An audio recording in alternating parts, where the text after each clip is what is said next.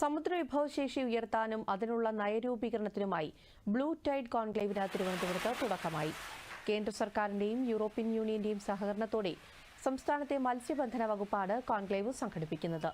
കോൺക്ലേവിൽ വിവിധ രാജ്യങ്ങളിൽ നിന്നുള്ള പ്രതിനിധികൾ പങ്കെടുക്കുന്നുണ്ട്. മുഖ്യമന്ത്രി പിണറായി വിജയൻ നാളെ ഔപചാരികമായി ഉദ്ഘാടനം നിർവഹിക്കും. കോൺക്ലേവ് സംസ്ഥാനത്തെ സമുദ്ര വിഭവശേഷിയിൽ കാര്യമായ വ്യത്യാസം കൊണ്ടുവരുമെന്ന് fisheries special secretary Abdul Nasar ദൂരദർശനോട് പറഞ്ഞു. അത് ഇൻവെസ്റ്റേഴ്സ്, ബിസിനസ് പേഴ്സൺസ് ഒക്കെ അതിൽ പങ്കെടുക്കുകയാണ്.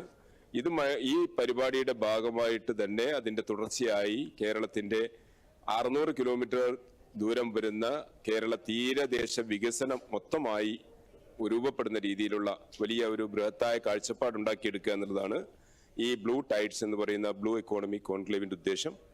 ഈ പരിപാടി വളരെ ഗംഭീരമായ ഒരു വിജയത്തിലേക്ക് മുന്നേറിക്കൊണ്ടിരിക്കുന്നു.